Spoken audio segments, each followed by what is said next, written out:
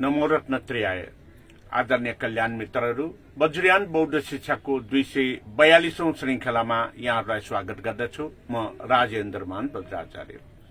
सराझै 6 बजेदेखि 7 बजेसम्म प्रत्यक्ष प्रसारण फेसबुकमा गर्नको निमित्त वज्रयान बौद्ध शिक्षामा निरन्तरता मोहनीको नवरात्रि र नवरथ हिन्दू र बौद्ध परम्परालाई व्याख्या विश्लेषण गर्ने जमर्को गर्दै यहाँहरु समक्ष आइपुगिसकेको छु।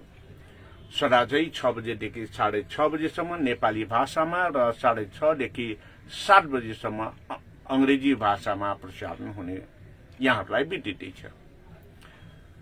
र आज पनि नवरात्रि र नवरथका विविध विषयहरूलाई समेट्दै तेस्रो दिन र चौथो दिन नवरात्रि र नवरथमा जाने स्थानहरूको बारेमा यहाँहरूलाई जानकारी गराउने जमर्को गरेको छु।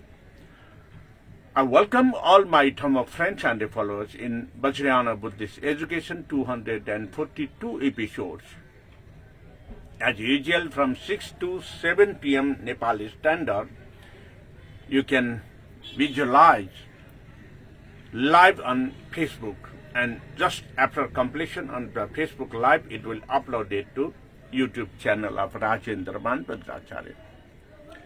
As usual, it will continue from 6 to 6:30 in Nepali language, and 6:30 to 7 p.m. Nepali Standard, it will broadcast in English language in continuation of Mohini Dasai.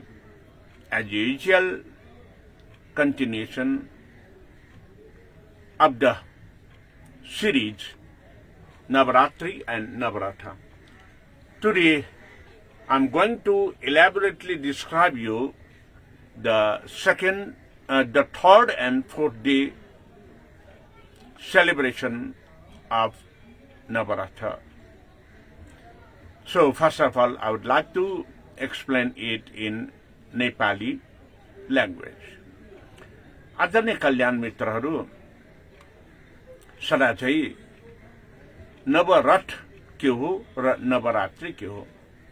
नवरथ Vajrayana बौद्ध परम्परा अनुसार हरेक तीर्थस्थलमा बिहान सबेरै पुगेर स्नान गर्ने, बालुवाको चिवा चैत्य त्यस तीर्थको त्रिभानमा बनाउने र त्यो चिवा चैत्यलाई नागराजाको प्रतीक, त्यहाँका नागराजाको प्रतीकले बालुवाको बनाएर अर्घाचन गर्ने र अर्घाचन पश्चात त्यहाँ रहेको पीठमा पूजा गर्ने। त्यसपछि अनि बौद्ध ग्रन्थमा नवसूत्र ग्रन्थको एउटा ग्रन्थको बारेमा जानकारी गराउने र तत्पश्चात गुरु वज्राचार्यलाई दान प्रदान गर्ने। यसरी नै नवरथ कार्य सम्पन्न हुने गर्दछ। त्यो दिनको भने नवरात्रि हिन्दू परम्परा अनुसारको 9 दिनमा 9 स्थानमा शक्तिपीठहरूमा गएर त्यहाँ चाहिँ पूजा आराधना गर्ने र शक्ति साधना गरिने एउटा महत्त्वपूर्ण क्षणको रूपमा हिन्दू परम्परा रहेको छ। र यसरी हिन्दू परम्परामा नवरात्रिको समयमा जुन चाहिँ घटस्थापना भनेर कौलाठो प्रतिपदाको दिनमा जौको त्यहाँ चाहिँ बीजारोपण गर्ने गरिन्छ। जौको बीजारोपण मूल दशैं कोठामा गर्ने गरिन्छ। तत्पश्चात प्रत्येक बिहान एउटा एउटा शक्तिपीठमा गएर पूजा आराधना गर्ने र शक्ति साधना गर्ने कार्यहरू गर्दछन्। र हिन्दू धर्म अनुसार यसरी शक्ति साधना गरिने नव दुर्गाका 9वटा प्रतीकहरूमा शैलपुत्री, ब्रह्मायनी, चन्द्रघण्टा, कुष्माण्डा, त्यसै गरेर स्कन्दमाता, कात्यायनी, अनि कालरात्रि, त्यसै गरेर महागौरी र सिद्धिदायिनी दात्रीको रूपमा 9वटा देवीहरूलाई पूजा आराधना गरेर शक्ति साधना गर्ने गरिन्छ। यी 9वटा देवीहरूको स्थलमा पहिलो दिनमा जाने भनेको देखि लिएर 9औं दिनसम्मको सम्पन्नतामा नवरात्रि भनेर सम्पन्न गर्ने गरिन्छ भने वज्रयान बौद्ध परम्परा अनुसार 9 दिनसम्म गइसकेपछि 10औं दिनमा फेरि समापनको निमित्त त्यसरी नै तीर्थस्थलमा जाने प्रक्रियाहरू हुने गर्दछ। यही सन्दर्भमा वज्रयान बौद्ध परम्परा अनुसार तीर्थस्थलमा जाने भनेको जुन हामीले यहाँलाई जानकारी गराइसके, पहिलो दिनमा शंकर तीर्थ शंखमूलमा र गएर त्यहाँ चाहिँ स्नान र चाहिँ पूजा पाठ पश्चात चामुण्डा देवीलाई पूजा गर्ने र शंखपाल नागलाई चाहिँ पूजा अर्घाचन गर्ने। त्यसै गरेर दोस्रो दिनमा निर्मल तीर्थ जुन चाहिँ विष्णुमतीको पारी शोभा भगवती निर चाहिँ गएर स्नान गर्ने र त्यहाँ यो विष्णुमतीको वारी रहेको अर्थात् पूर्वपट्टि रहेको लुटी अजिमालाई पूजा पाठ गर्ने। त्यसै गरेर तेस्रो दिनमा पुण्यतीर्थमा जाने, पुण्यतीर्थ अर्थात् गोकर्णमा जाने र गोकर्णमा गएर त्यहाँ चाहिँ पूजा पाठ गरी स्नान पश्चात पूजा पाठ गर्ने भनेको रुद्रायणीलाई हो। त्यसै गरेर चौथो दिनमा इच्छुमती राजतीर्थमा जाने गर्दछ र राजतीर्थमा जाने बेलामा त्यहाँ पूजा गर्ने भनेको जुन रानी पोखरीको उत्तरतर्फ रहेको जमलेश्वर महादेवलाई त्यहाँ चाहिँ पूजा आराधना गर्ने गरिन्छ र पीठको रूपमा थापाथली हाइटमा रहेको राष्ट्र बैंकको जुन चाहिँ गेट छिर्ने बायाँपट्टि माथि डाँडामा रहेको डोला आजिमालाई पूजा गर्ने गरिन्छ। त्यसै गरेर 5औं दिनमा पञ्चनाली तीर्थ पचली भैरवमा गएर चाहिँ त्यहाँ स्नान गर्ने र पचली भैरवको पूजा गर्ने। 6औं दिनमा मनोरम तीर्थ अर्थात् फुसिङख्य मनमैजो तोखाको बाटोमा चाहिँ गएर त्यहाँ चाहिँ नदीमा स्नान गर्ने र त्यहाँ इन्द्रायणीको पूजा पाठ गर्ने गरिन्छ भने 7औं दिनमा देवतीर्थमा चाहिँ जाने अर्थात् देवतीर्थ भनेपछि आर्यघाटमा जाने र आर्यघाटमा रहेको बागमतीमा स्नान पश्चात अन्तमा बछला देवीलाई पूजा गर्ने गरिन्छ। त्यसै गरेर 8औं दिनमा चिन्तामणि तीर्थ टेकु डोभानमा गएर स्नान गर्ने र नै अजिमालाई चाहिँ पूजा गर्ने गरिन्छ र 9औं दिनमा निधान तीर्थ अर्थात् लघु तीर्थ जहाँ शंखधर साख्वाले त्यो स्थानबाट ल्याएको बालुवा यो काष्ठमण्डपको अगाडिपट्टिको जुन विष्णुमती जाने पाटीमा फल्चामा खनाउन लगाएर सुन भएको थियो। यो लुङखु तीर्थ भनेर त्यस नामकरण गरेको कारणले नै त्यो तीर्थमा सुन हुने प्रतिबिम्बित त्यही बेला हुने गर्दछ र त्यसपछि यो 9औं दिनमा चाहिँ अनि तलेजु भवानीलाई चाहिँ त्यहाँ चाहिँ पूजा गर्ने। त्यसै गरेर 10औं दिन समापनको स्वरूपमा शान्त तीर्थ बागमती गुहेश्वरीमा गएर स्नान गर्ने र हे वज्र नैरात्माको स्वरूपमा गुहेश्वरीलाई पूजा गर्ने प्रचलन रहेको छ र आदरणीय कल्याण मित्रहरू, यसरी पूजा गर्ने यी प्रचलनहरूमा जब हामी कुरा गर्छौं यो प्रचलनको आधारमा हामीले चाहिँ हिजो र अस्तिको कार्यक्रमहरूमा यहाँहरूलाई जानकारी गराइसकेको थिएँ। पहिलो दिन जुन चाहिँ शंकर तीर्थको बारेमा र शंकर तीर्थमा स्नान गर्ने वस्तु लौंजी फोस्वा अनि शंखपाल नागराजालाई चाहिँ जुन चाहिँ अर्घाचन गर्ने र त्यहाँ रहेको चामुण्डा देवीलाई चाहिँ पीठको देवताको रूपमा पूजा गरेर वस्त्र, दही र चन्द्रमाको प्रतिबिम्ब चाहिँ दान गर्ने साथै चन्द्रमाको प्रतिबिम्बलाई चाहिँ दान गर्ने कुरा यहाँहरू समक्ष जानकारी गराएका थियौं।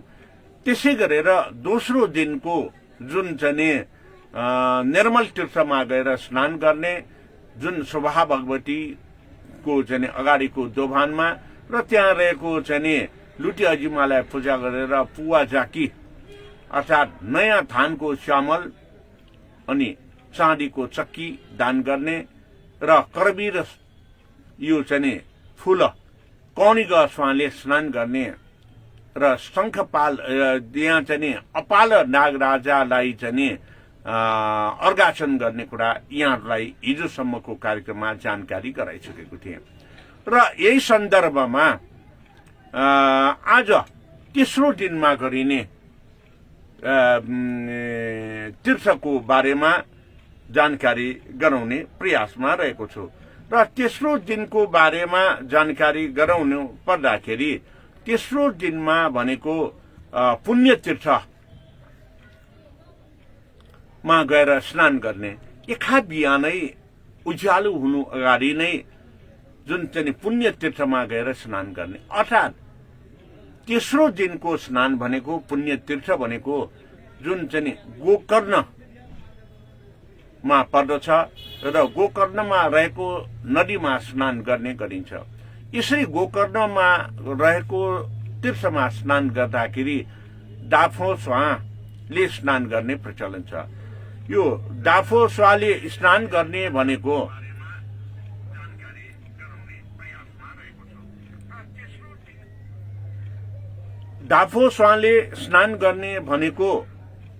डाफोस्वा भनेको एउटा चमेली फूलको चारपाटे फूल। चमेली फूलको मा दुई प्रकारका चमेली फूलहरू हुने गर्दछ र एउटा चमेली फूल भनेको धेरै पातहरू भएको फूल सेतो र अर्को चमेली फूल भनेको चारवटा मात्रै पात भएको। यो चमेली फूल चारवटा पात भएको अर्थात् चमेली फूलको महत्व बारेमा पनि यहाँहरूले केही जानकारी लिँदाखेरि राम्रो हुन्छ। किन भन्दाखेरि हामीलाई थाहा छ चमेली फूल भनेको जसलाई अंग्रेजीमा जस्मिन भनेर भन्छौं र जस्मिन टी भनेर हामीले ग्रीन टी को रूपमा खाने पनि गर्दछौं। जस्मिन चमेली फूलको चिया यो निकै नै स्वास्थ्यवर्धक हुन्छ र यो स्वास्थ्यवर्धकमा हाम्रो रक्तलाई शुद्धिकरण गर्ने काम विशेष गरेर चमेली फूलले गर्ने गर्दछ र मस्तिष्कलाई पनि चमेली फूलले एउटा चाहिँ महत्वपूर्ण रूपमा सुधार गर्ने कार्य गर्दछ। तसर्थ यो पुण्य तीर्थ पुण्य फल प्राप्त गर्नको निमित्त सर्वप्रथम त हामीले हाम्रो शरीरले अर्थात् काय वाक बोलीले र चित्त मनले हाम्रो शुद्धिकरणको निमित्त अगाडि बढ्नुपर्ने महत्वपूर्ण यो चाहिँ गुण वा चाहिँ कार्य हुने गर्दछ। यसरी काय वाक चित्त चाहिँ शुद्ध गर्नको निमित्त जुन मन मस्तिष्कलाई शुद्धिकरण गर्ने गर्दछ, यो मन मस्तिष्कलाई शुद्धिकरण गर्ने भनेको हाम्रो शारीरिक रूपमा, मानसिक रूपमा र चेतसिक रूपमा हामी निर्मल भएपछि अर्थात् शुद्ध भएपछि नै हामी अगाडि बढ्न सक्छौं। तसर्थ यो चाहिँ काय वाक चित्तलाई शुद्ध गर्नको निमित्त चमेली फूलको चिया वा तातो पानीमा चमेली फूल डुबाएर हामीले पिउने गरेको सन्दर्भमा यसले हाम्रो काय वाक चित्तलाई शुद्ध गर्नको निमित्त धेरै मद्दत हुने गर्दछ। अब यही सन्दर्भमा गोकर्णको जुन चाहिँ नदीको दोभानमा रहने नागराजा भनेको तक्षक नागराजा हो। तक्षक नागराजाको सन्दर्भ हामीले कुरा गर्दाखेरि तक्षक नागराजा आफ्नो शरीरभरि कुष्ठ रोगले चाहिँ ग्रसित भएको नागराजाको रूपमा पनि लिने गर्दछ र यो सन्दर्भमा एउटा जुन चाहिँ छाङ्गु स्थित हरि हरि हरि हरिवाहन लोकेश्वरको जुन चाहिँ कथासँग पनि जोडिएको छ।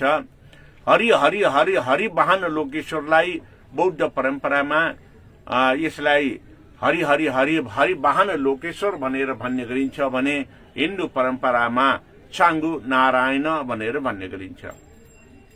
र एक दिन छाङ्गु नारायण यो चाहिँ तक्षक नागराजा गोकर्णको पुण्यतीर्थ परिसरमा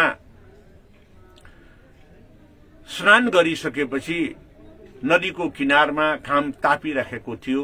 किन भन्दाखेरि गोकर्णको जुन पुण्यतीर्थमा स्नान गरेपछि पुण्य फल प्राप्त भएर आफू शारीरिक रूपमा निरोगी हुन्छ भन्ने कथन छ। यो कथन किन भन्दाखेरि गोकर्णको जुन पानी छ त्यो पानीले शरीरमा रहेको कुष्ठ रोगलाई निको पार्छ भन्ने जनविश्वास अहिलेसम्म पनि रहेको छ। त्यसैले तक्षक नागराजा पनि यो गोकर्ण स्थित नदीमा स्नान पश्चात अनि नदी छेउमा घाम तापिराखेको अवस्थामा गरुडले देखेछ। अब नाग भनेको सर्प भनेको त गरुडको खाना भयो। यसरी गरुडको खानाको रूपमा रहेको भन्नु पर्दाखेरि नागलाई देखेपछि गरुडले नागलाई चाहिँ समात्यो। गरुडले नागलाई समातेपछि अनि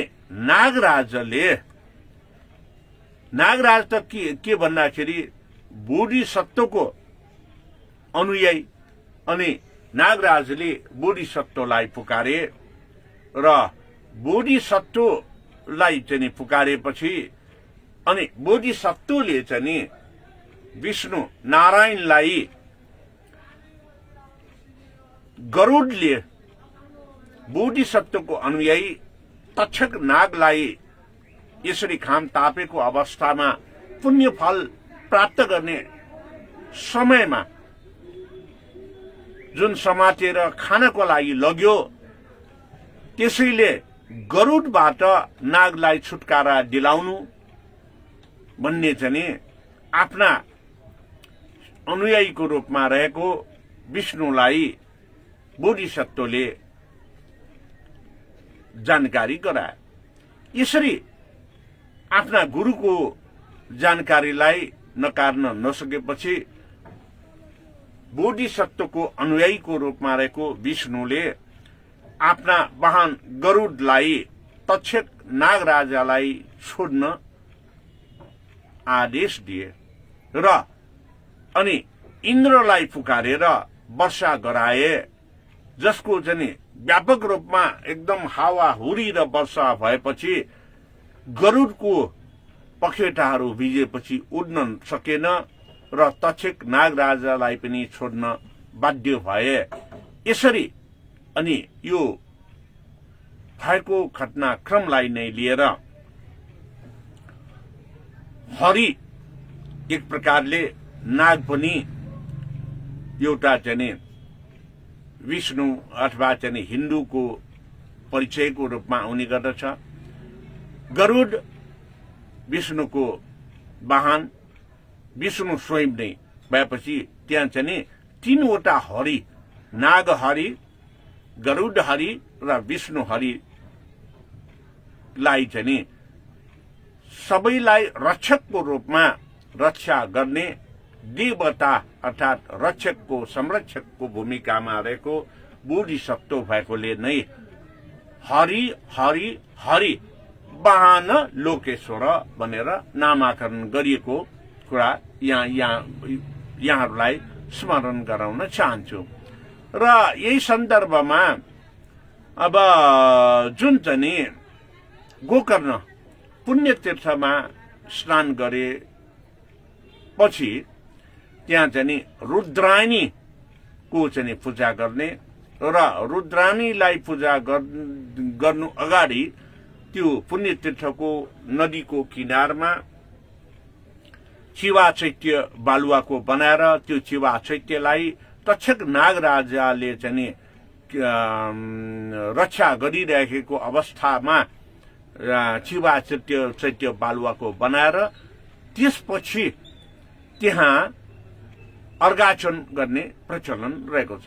यसरी अर्घाचन पश्चात रुद्रायणीको पूजा गरेर अनि यो स्थानमा चाहिँ नवसूत्र ग्रन्थको पाठ गर्ने अथवा नवसूत्र ग्रन्थको कथा बारे नवसूत्र ग्रन्थको महत्व मध्ये लंकावतार सूत्रको बारेमा जानकारी गराउने प्रचलन रहेको छ।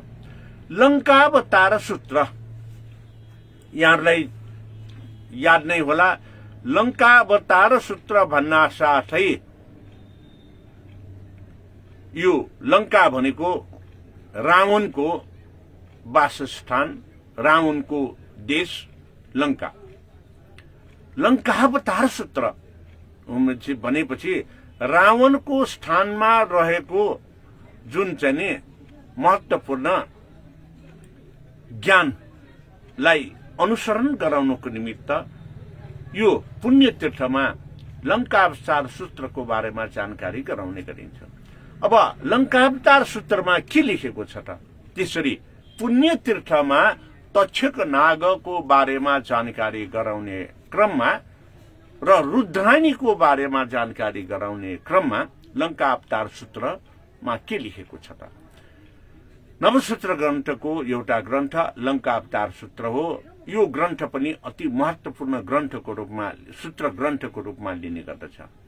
लंकावतार सूत्रले हामीलाई क्लिष्ट मनोविज्ञानको बारेमा जानकारी गराउने गर्दछ र यसरी क्लिष्ट मनोविज्ञानको जानकारी गराउने भनेको प्रवृत्ति विज्ञान र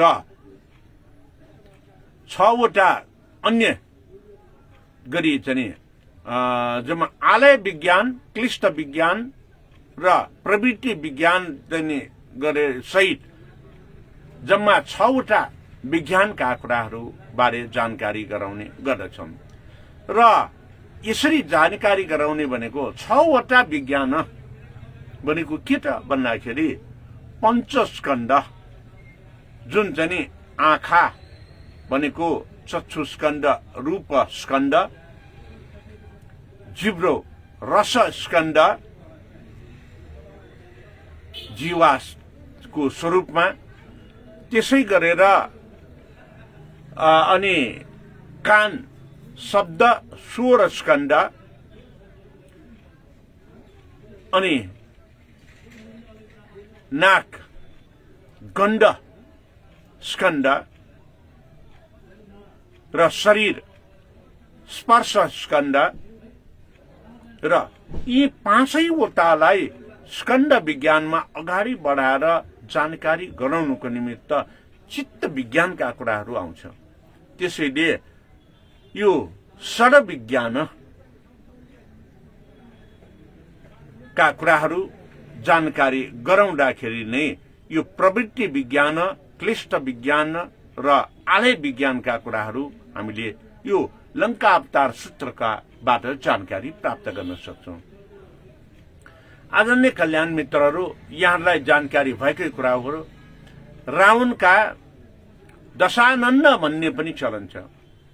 रावणको 10 वटा शिरहरू, त्यो 10 वटा शिरमा दायाँ र बायाँ, दायाँका शिरलेको अनुहारले बायाँ हेर्ने, बायाँका शिरको अनुहारले दायाँ हेर्ने, यो क्लिष्ट मनोविज्ञानमा आलै विज्ञानलाई चाहिँ समष्टिगत रूपमा हेर्न सकियोस् भनेर यसरी सृजना गरिएका 10 वटा ताउकाहरू हुन्। यहाँलाई थाहा पनि होला अझ के भन्ने चलन छ भन्दाखेरि सत्य युगमा यस पुण्यभूमि नेपाल मण्डलमा आफ्नो शिरलाई यसरी निकालेर अथवा यो माथिको टाउकोलाई निकालेर टाउकोमा जुम्रा हेर्न सकिन्छ भनेर भन्ने गरिन्छ। यो पनि एउटा क्लिष्ट मनोविज्ञान, आलय विज्ञान र चित्त विज्ञानका कुराहरू हुन्। आफूलाई अरूको दृष्टिले मूल्याङ्कन गर्नु भनेको नै यो क्लिष्ट विज्ञान, आलय विज्ञान र चित्त विज्ञानका कुराहरू हुन्। यसैलाई आफ्नो शिर निकालेर आफैले हेर्न सक्छ भनेर भनेको हो भने लंका अवतार सूत्रमा दशानन्द भनेर रावणको सृजना गरेर दायाँको शिरहरूले बायाँलाई हेर्न सक्ने, बायाँको शिरले दायाँलाई हेर्न सक्ने भनेको एउटा आलय विज्ञानको महत्वपूर्ण पक्षलाई चाहिँ यसले लिएको कुरा यहाँहरूलाई जानकारी गराउन चाहन्छु। र यसरी चाहिँ यो ज्ञान प्राप्त गर्ने सन्दर्भमा यहाँ चाहिँ यो शील र समाधिका कुराहरू पनि आउँदै गर्दछ। जसरी रावणले सीतालाई हरण गर्यो भनेर एउटा कथा बनायो, त्यसरी हरण गर्नु अर्थात् चाहिँ परस्त्री हरण गर्नु, परस्त्री गमन गर्नुलाई चाहिँ शीलमा नपरेको भनेर बौद्ध परम्परामा लिने गरिन्छ, विशेष गरेर वज्रयान बौद्ध परम्परामा। तसर्थ यो वज्रयान बौद्ध परम्परामा के पनि भन्ने गरिन्छ भन्दाखेरि एक नारी ब्रह्मचारी भनेर पनि भन्ने गरिन्छ। रावणले सीतालाई हरण गरेको भनेर त्यहाँ चाहिँ प्रदर्शित प्रतिबिम्बित गर्ने भनेको शील आचरणबाट दिग्भ्रमित भएको, अनि समाधिमा बसेको भनेर त्यहाँ चाहिँ शील र समाधिको कुरा लंका अवतार सूत्रमा महत्वपूर्ण रूपमा जानकारी गराउने गर्दछ। अब समाधि के त अब भन्दाखेरि अपहरण गरे र लंकाको सुन्दर बाटिका बगैँचामा राखे, तर रावणले सीतालाई केही पनि गरेन। यो भनेको अपहरण गरेर एउटा उदाहरण प्रस्तुत गर्यो, तर शील भङ्ग चाहिँ त्यहाँ भएन। र समाधिमा समाधिस्थ भएर शील भङ्ग नगरेकै कारणले त्यहाँ चाहिँ एउटा शील र समाधिको ज्ञान रावणले प्रदर्शन गरेका थिए, तर सम्पूर्ण ज्ञान भएको भनेको रामले। रावणको वास्तवमा शील र समाधिका ज्ञानहरूलाई प्राप्त गर्न सकेन। त्यो ज्ञानलाई प्राप्त गर्न नसक्दाखेरि रावणले त्यहाँ चाहिँ रामले रावणको वध गर्न पुगे, सीता हरण गर्यो भनेर। अब यो सन्दर्भमा फेरि यहाँ चाहिँ एउटा क्लिष्ट मनोविज्ञान र यो चाहिँ आचरण सम्बन्धी कुरामा रावणको भाइ विभीषण भनेर भन्ने गरिन्छ। रावणको भाइले रामलाई के चाहिँ जानकारी गरायो भनेर रामायणमा उल्लेख गरेको छ त भन्दाखेरि रावणको नाभिमा कुम्भ कलश छ, त्यो कलशमा बाण प्रहार गरेपछि मात्रै रावणलाई वध गर्न सकिन्छ भनेर। अब विभीषणले रामलाई यसरी जानकारी गराउनु भनेको के त भन्दाखेरि एकातिर यसले क्लिष्ट मनोविज्ञानको कुरालाई राम्रोको पक्षमा लाग्नुपर्छ नराम्रोको पक्षमा लाग्नु हुँदैन भनेर भोट विभीषणले गर्न सकेन।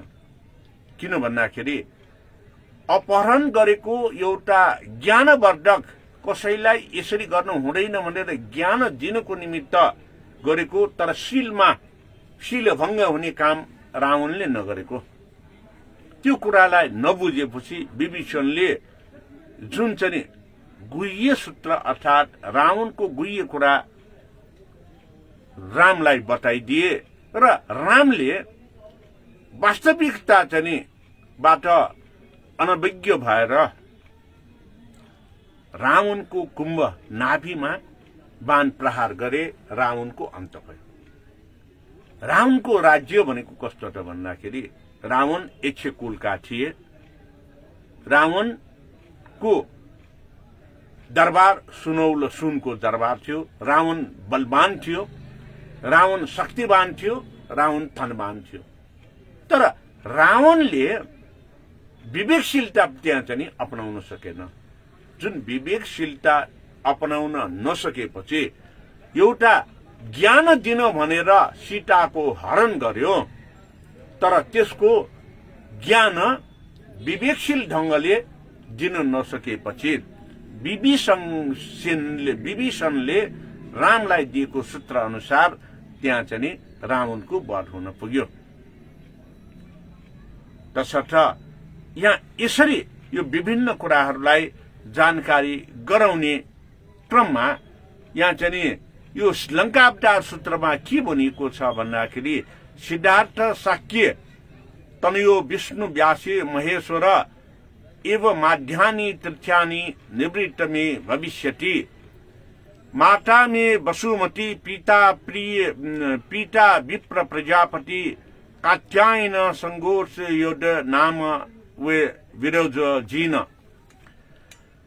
चंपायाम समुद्र पितापि च पितामह सोम सुपेशु नामनासौ सोम वंश समुद्भव शीर्ण व्रत प्रभजित शास्त्र देशित नियम व्याकृत परिवार्च्य अविश्य महापतिम भनेर यसरी व्याख्या गरेको पाउँछौ। यो भनेको के त भन्दाखेरि निर्वाण भइसकेपछि शाक्य मुनि बुद्धले विष्णु व्यास महेश्वर आदिका चाहिँ धर्मका बारेमा पनि उपदेश दिएका थिए। अर्थात् विश्लेषणात्मक ढंगले यी कुराहरूलाई पनि जानकारी गराएका थिए।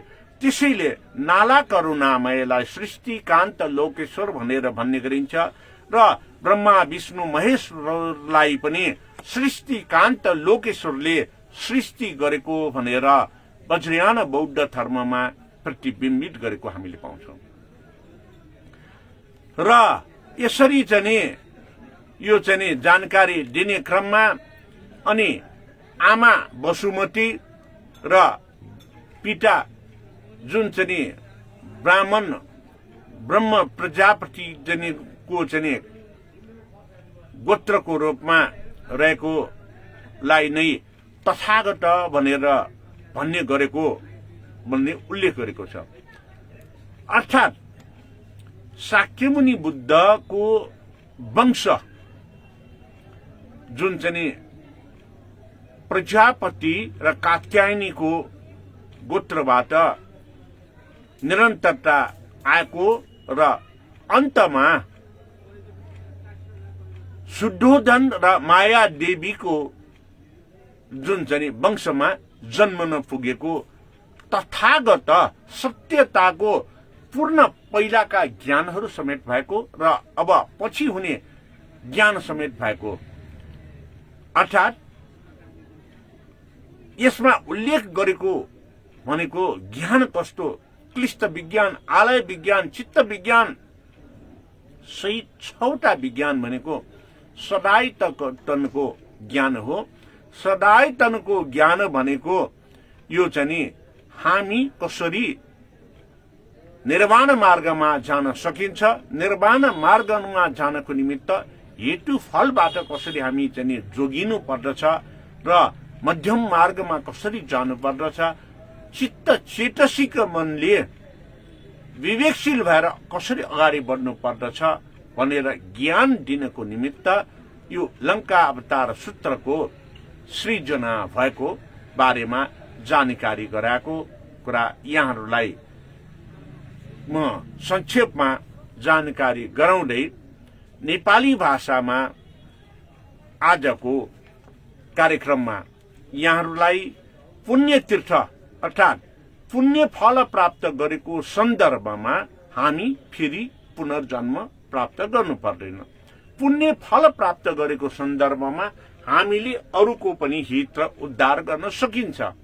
पुण्य फल प्राप्त गर्नको निमित्त क्लिष्ट मनोविज्ञान, आलय विज्ञान, चित्त विज्ञान सहित 6वटा जुन सदायतनका चाहिँ आयतन हाम्रो चाहिँ सद इन्द्रिय सत्त कर्मेन्द्रिय सत्त ज्ञानेन्द्रियको साथमा सदस्कन्धको ज्ञानबाट हामी पारङ्गत हुनु पर्दछ भन्ने कुरा यसले प्रतिबिम्बित गर्न खोजिएको कुरा यहाँहरूलाई जानकारी गराउँदै नेपाली भाषाको यस कार्यक्रम पुण्य तीर्थको र पुण्य तीर्थसँग सम्बन्धित अन्य जानकारीहरू सहित यहाँहरूलाई जानकारी गराए। यति नै भन्दै नेपाली भाषाबाट बिदा हुन चाहन्छु र अंग्रेजी भाषा पनि यहाँहरूले हेरिदिन हुन विनम्र अनुरोध गर्दै म अब अंग्रेजी भाषामा यसै विषयलाई सक्दो प्रयासका साथ जानकारी गराउन गइरहेको छु। I welcome all my Dhamma friends and followers in Vajrayana Buddhist Stories 242 episode in continuation of Mohini Dasai Vijayadashmi, and the early in the morning worshippings in different places. As of Hindu tradition, it is called Navaratri Mela, when according to the Hindu cult,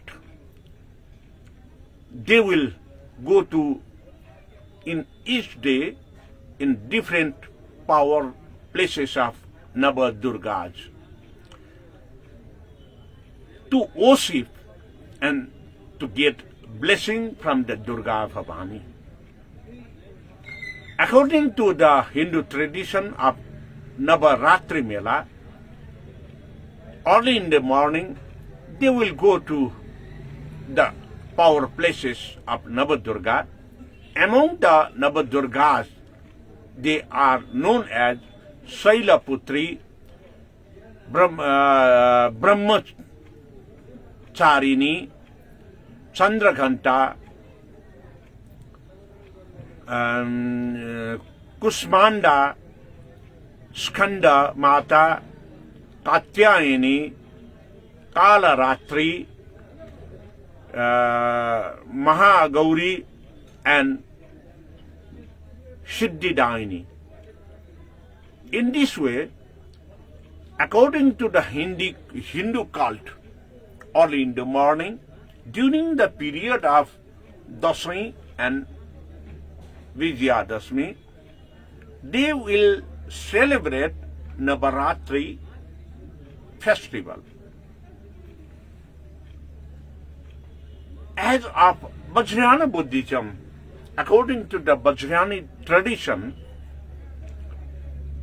early in the morning, during the same period, from Kaulato, Pratipadatu, Kaulato, Navami, in addition one day to the Kaulato Dasami, the 10th day, Vajrayana Buddhist followers, early in the morning, they will visit to the junction of river junctions, which is utmost important and valuable philosophy with the knowledge, wisdom for the liberation from loss, hatred, and greediness. According to the Vajrayana tradition, on the first day in Navaratha Mela, they will visit it to Sankartirtha. where they will take a bath with Lawangifo flower, and they will make sand stupa surrounded with the Sankhapala serpent, and they will offer arghachana with cow milk and jasmine flower. And they will offer dana to their teacher Guru Vajracharya, the cloth, the cord, and a symbol of silver moon, where they worship Chamunda Devi. On the second day, they will visit in Navaratha Mela to Nirmal Tirtha. It is lies at the bank of Vishnumati river on the west side, and they worship at the right east bank of Vishnumati river to the Luti Ajima, where there at the Nirmal Tirtha they used to they take a bath with Karabira flower, Koniga swan, and make a serpent Nagaraja of Apala Nagaraja with a stoop made from the sand, and they will offer cow milk and jasmine flower as a arghachana. And at that place, they will offer dana to their teacher Guru Vajracharya, the new rice, which is harvested, just the rice, new rice paddies, and also a coin of silver. In this way, the first day, there will be the recitation of Lalita Vistara Sutra. Gives the preview knowledge about the Lalita Vistara Sutra, and at that time, Lalita Vistara Sutra gives a comprehensive knowledge about the Buddha life history and the importance of the environment and environmental importance during the period of Sakyamuni Buddha. In the same way, the second day at Nirmala Tirtha, there will be the recitation of Suvarna Prabhasa Sutra, which will elaborately describe, give the discourses by Guru Vajracharya over there. Suvarna, cleanse, to liberate from lost hatred and the greediness, to purify, to get perfection in knowledge. This by the Suvarna Prabhasa Sutra.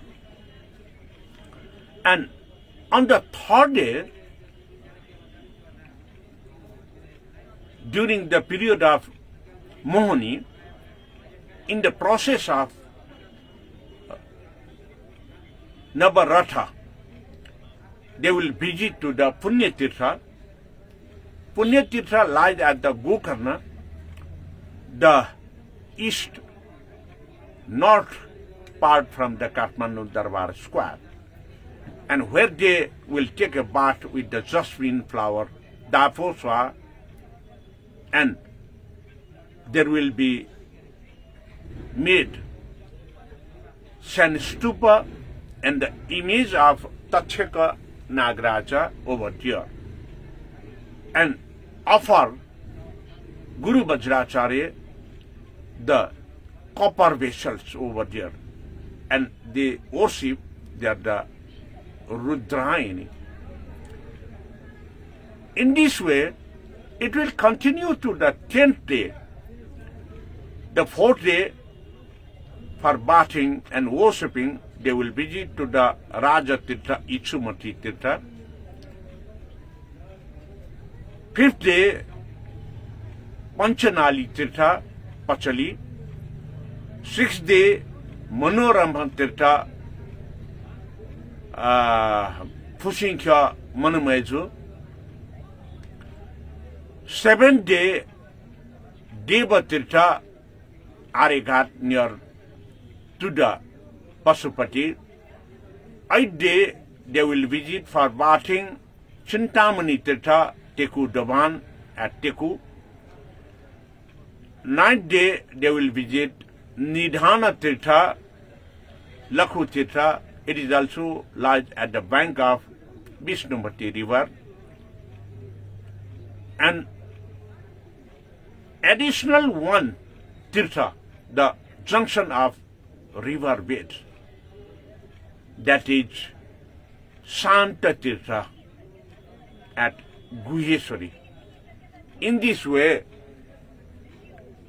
according to the Vajrayana Buddhism, they will visit in 10th places, in 9th places of river junction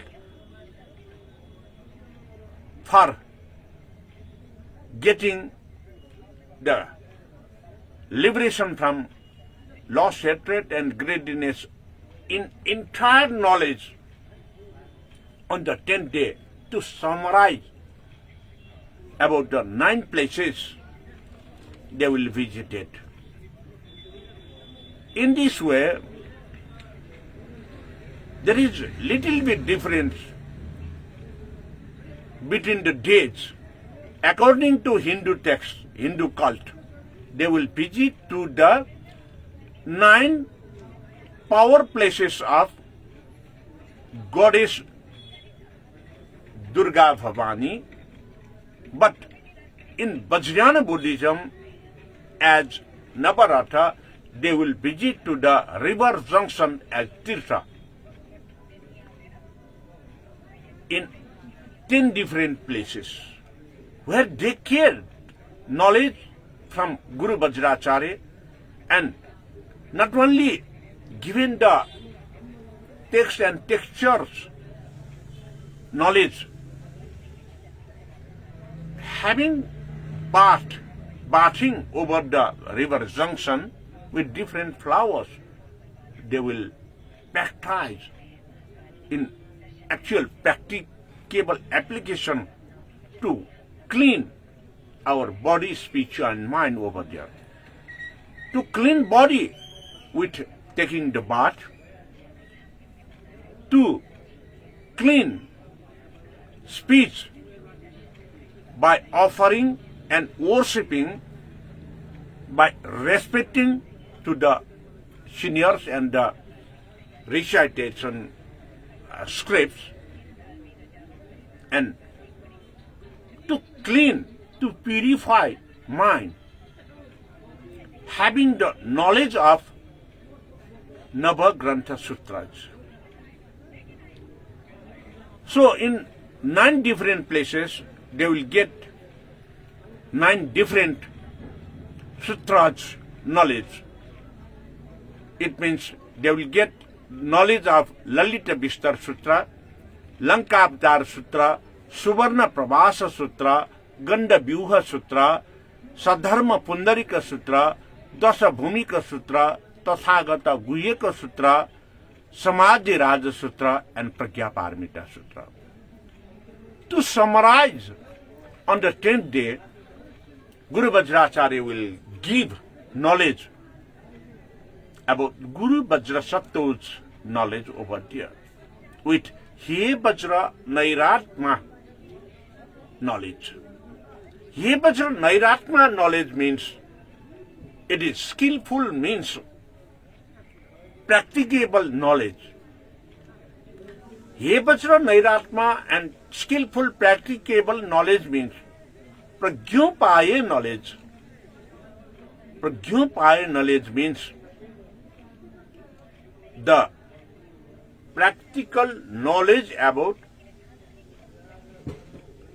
knowledge and wisdom with having experimental result in positive aspect. Because of experimental knowledge, then only we can get the reality in the result, whether our actions and activities is good or bad. That's why we must understand in this way the part of Vajrayana Buddhism is the real practice in our own life. Having the practices, we are in success to liberate from meditative concentration of mind, to have addition for the betterment, yoga, to commit with committed dedication, samadhi, to expertise gain by monitoring as Purusharana practice, and above that we will be enlightened at the place of Anuttara Yoga. So, my dear Dhamma friends and the followers, in this way, the different practices we will do in the 10 different places according to the base of Navaratha Mela. Till yesterday, I have described you the first day and second day places, Sankara Tirtha and Nirmal Tirtha, Kaulatho Pratipada and Kaulatho Dutiya. During the festival of Mohini festival, on the third day, Kaulatho Tritiya, according to the Vajrayana Buddhism, the followers will go to the Punya Tirtha, which is situated at the Gokarna river over here. Punya Tirtha, where we can get the merits because of the bathings, where we get the merit because of the offerings, making the dana, we get the merits because of the storage, scrape, Jataka storage during the period of Sakyamuni Buddha. Punya Tirtha, where we get the knowledge, comparative knowledge between the Hinduism and the Buddhism, because of Lanka Avatara Sutra. After taking a bath at Punya Tirtha at Gokarna with jasmine flower bathing, they will clean their kaya body, and to give depth knowledge in practical knowledge at that place, Guru Vajracharya offers the copper vessels. The followers will offer to Guru Vajracharya the copper vessel and a water pot, where we worship Rudraini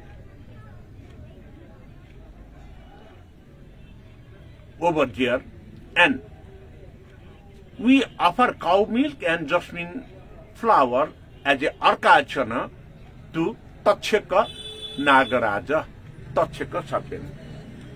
When we say about the Tatchaka Nagaraja's body is full of damages because of leprosy. So Tatchaka Nagaraja, Tatchaka Serpent used to take bath to cure his body.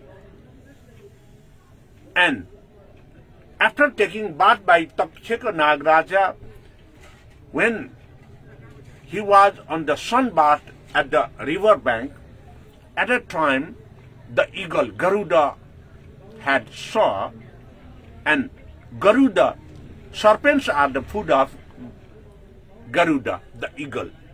So the eagle catch the Tatchaka Nagaraja We know that Tachika Nagaraja is the follower of Bodhisattva. Then immediately Tachika Nagaraja memorized and to save his life from Garuda, the eagle, he visualized to Bodhisattva, and Bodhisattva ordered to Vishnu to liberate from eagle to the Tachaka Nagaraja. And Vishnu ordered to liberate Tachaka Nagaraja, but Nagaraja had a vested interest of lost hatred and greediness. Mostly serpents have the vested interest of the lost. That's why eagle could not liberate from the serpent. And eagle, you know that the serpents are the food of eagles. That's why, because of greediness, eagle had not liberated to the serpents. At that time, Vishnu requests to the Indra to heavy rain and wind. At the time, because of heavy rain and wind, the Garuda, eagle's whole body was wet with the water. Then he forced to drop the serpents. That's why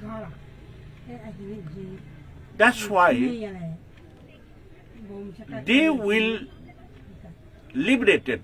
The eagle had liberated to the serpents.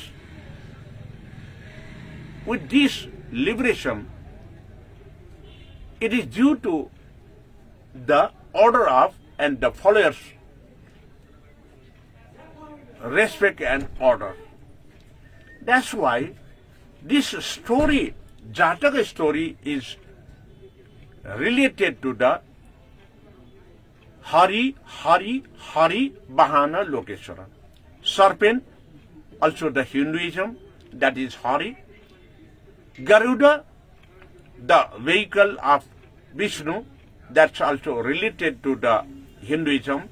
Vishnu himself is the Hinduism. That's why Hari, three Haris are there, and give liberation to the Tachaka Nagaraja because of the order of the Lokeshwara. That is why the God name is created over there to give knowledge about the liberation from lost hatred and the greediness. Hari Bahana Lokeshwara. Hari Bahana Lokeshwara is denotes according to the Hinduism, it is Changu Narayana. So, in this way, the Punya Tirtha is utmost important to have knowledge about the Lankavatara Sutra knowledge. Lankavatara Sutra knowledge is given to the followers at Punya Tirtha by Guru Vajracharya to the followers whom are visited to Navaratha festival. According to the Lankavatara Sutra, you know that Lanka is the place of Ravana, the ghost, whom had kidnapped Sita, the wife of Rama. Because of information given by Vibhishana to Rama, Ram success to kill Ravana. Though Ravana had kidnapped Sita, the wife of Rama, Ravana doesn't do any sin harmful actions to the Sita. Because of Ravana's knowledge, because of Ravana's wisdom, because Ravana is very richest one. Ravana is also the bravest one. Ravana is the knowledgeable person, but he want to teach the knowledge of marriage to all by kidnapping Sita, but he could not success to elaborately to present. He is very clean because of his far-sighted less knowledge. Ravana doesn't have the far-sighted knowledge. Though he was very brilliant, though he was very wise, though he was very knowledgeable. Because of Ravana had no far-sighted vision, he was killed by Rama. And here, the brother of Ravana had informed, Vibhishana informed to Ram that the major place or the major knowledge given to Rama. We know that according to the Ramayana, Rama is very knowledgeable. But according to the Lankavatara Sutra, Rama is less knowledgeable. But he had skillful means to use. That's why Lankavatara Sutra teaches us the knowledge, wisdom should follow it with practicable life. If we are in if we are not in the real practice and we are not applied knowledge, if we have not applied knowledge, then we could not success in our path.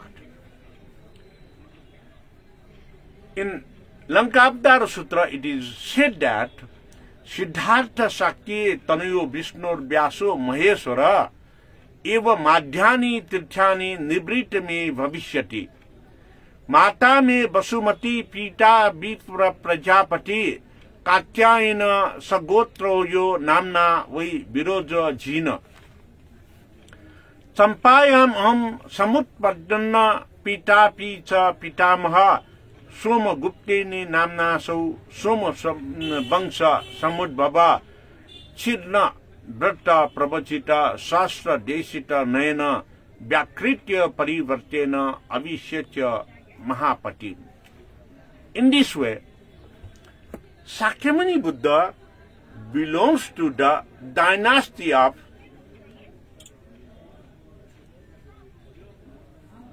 Prajapati. But Sakyamuni was the son of Suddhodana and Maya Devi. The dynasty of Sakyamuni Buddha in the generation, it is turned to the Bodhisattva Buddhism. And at that place, Sakyamuni only success to get enlightenment, having the knowledge of Tathagata Bodhisattvacharya.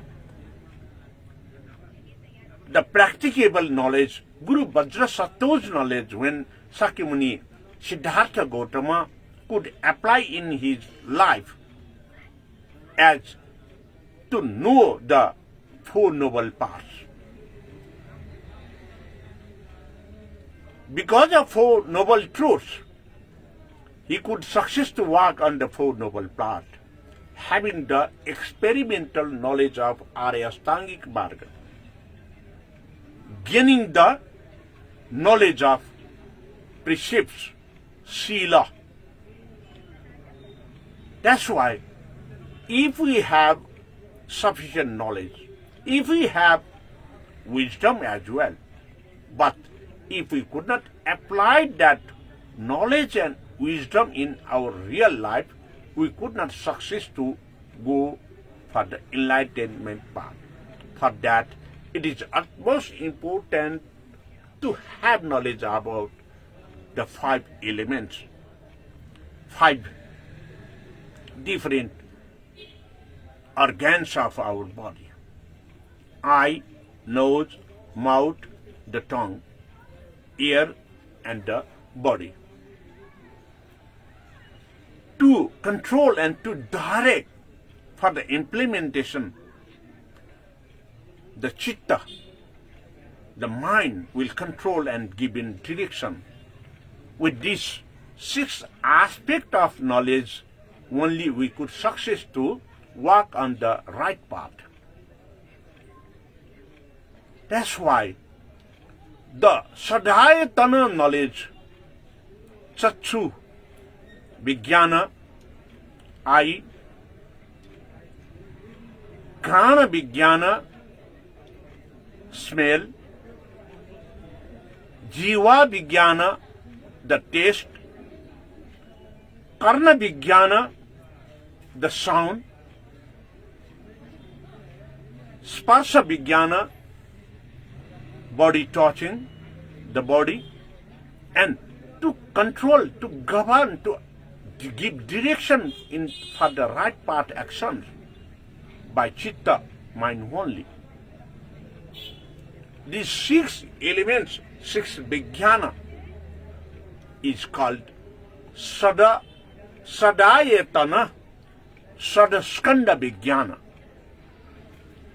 Because of Sadaskanda Vijnana only, we can liberate meditative concentration of mind. We can liberate from our loss, hatred, and the greediness nature of human beings. That's why, according to the Vajrayana Buddhism, we must go with practice and to realize the real truth, real knowledge with right action, right vision, right hearings in this way. That's why having taking part at Punya Tirtha, we will acquire all the knowledges in 3 aspects: Sila, Samadhi, Prajna. To get knowledge about Sila, Samadhi, Prajna, Lankavatara Sutra teaches, give discourses by Guru Vajracharya to the followers and to the observers of the Navaratri Mela at Gokarna Punya Tirtha. That's why, my dear friends and the followers, whenever we do the practices, whenever we read the books, whenever we get knowledge from our teachers, we must go through like this explanation with elaborately describing. Then only we can get real knowledge for far-sighted vision. Thank you very much. Today, I'm going to close this Vajrayana Buddhist Education 242 episode. Have a good night and sound sleep tonight as well. Please share this program to your friends and families to get merit from these elaborately described teachings of Vajrayana Buddhism. Thank you very much. Bhavatu Sarvamangala.